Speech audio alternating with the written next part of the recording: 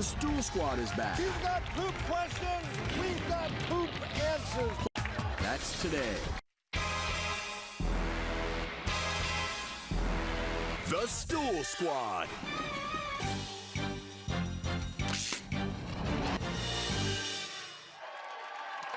You've got poop questions, we've got poop answers. Yes, the Stool Squad is back to answer your biggest bathroom queries from the Wheel of Health. And today's wheel has 10 questions, 10 probing questions about good old number 2. And they'll answer whichever one the wheel lands on. So what do you say? We get it on, let's spin that wheel. Let's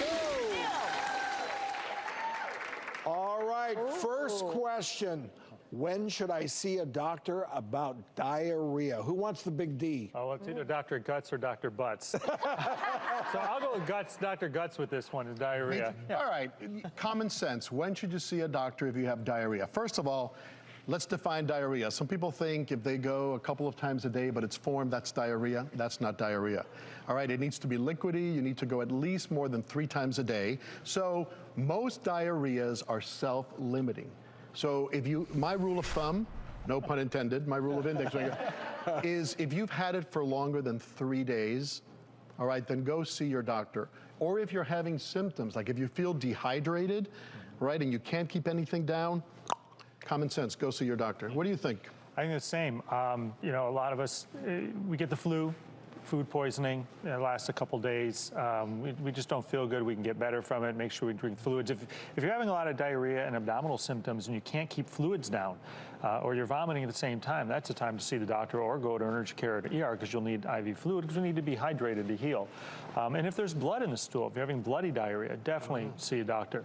And in kids and the elderly with underlying medical conditions, especially important, they can get into volume issues really quick. Pregnancy. Pregnancy, can't forget pregnancy. Yeah. Well, you can't get pregnant from diarrhea. That's not what we're talking about. Yeah. But if you're pregnant and you get diarrhea, let your doctor know so you don't get dehydrated. All right, let's spin for our next Stool Squad question. I want to know the answer to this one. So I like this one. How important actually are toilet seat covers? Oh, how important. They're not really important, but who likes to sit in someone else's urine or pee, right? So, I mean, me personally, I'll take toilet paper and I'll wipe the seat, make it dry, because those thin things, you put it down on the toilet seat, it's gonna soak up the whatever's on there and you're gonna sit in it. So we're not gonna get the sexually transmitted infections from the toilet seat. You know, I mean, we didn't learn that from the stuffed animals, but, you know, that just, but we won't get that. And it's just, you're sitting in someone else's urine. I can tell you, I mean, my kids use my bathroom and I don't know sometimes. I sit down, it's wet, and I'm like, one of the kids used the toilet. And it's just not comfortable. So I don't want to sit, if I don't want to sit my kids pee, I don't want to sit in somebody else's out in the airport or everywhere else. That's a really nice way to say it. It's really not comfortable. That's gross. I don't want to sit in anyone's pee because it's not comfortable. It's gross. To be clear, though, that means that you can still catch infections, like if there's bacteria on the toilet seat cover isn't going to do anything for you. Is that correct or no? Right. You're not going to really get anything from it. I mean, if you sit on it, it's on your skin. I mean, your skin gets irritated from it, but it's not going to work its way into the, you know, penile urethra or the vaginal urethra or anywhere else. It's just on your skin, and it's gross to sit in someone else's urine. I mean, there's not going to be anything on there. No, there's a small chance, you know, if you have something moist there, that you could get MRSA or some sort of staph that's resistant. So I just put the toilet paper everywhere, right? And you just sit on it. But it's more of a cootie type of thing. It's gross. Right? It's gross. Yeah. It's gross. But you're not going to catch anything. But I agree with you. Try to clean it. Yeah. Wipe it off. Well, and try to keep it clean for the next person, right? Right. Yeah. And I don't sit down. You sit down? Like I don't. Thank goodness. I mean, You don't sit down? No, a lot of women will sort of splats. hover or squat. Yeah, we don't. And that's No splash? We got this. We got this. I smell your bathroom, so we're not going to take any tips from My you. bathroom? We've got this. The public restrooms, the male public restrooms. I beg your smell pardon. them. We're not taking tips from you. We got this. All right, we're ready for another spin on that note. All right, here we go.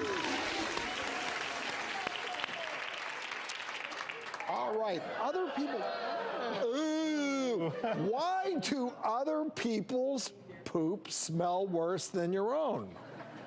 I think that's because of just kind of like survival of the fittest. You know, you look at animals, they pee in an area and they mark their territory, and another animal would come and know that's you know, that smell. We're kind of used to our own scent. Yeah, we're used to our own scent. So if you go to the bathroom somewhere, you're just letting everybody else know you're there. And if it was great, everybody would be hovering to it, and that would be kind of gross.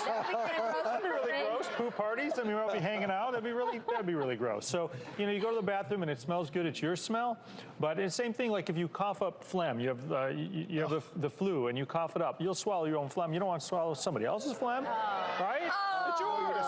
Why would you say that? It's like The poop, analogies phlegm. are pretty It's all. gross. Yeah, it's pretty gross. That's a great analogy, Doc. It's yours. Yeah, and at the end of the day, people, your poop stinks too. Yes. Yeah, I was just gonna say, I don't know if I'm accustomed to mine yet. Yeah.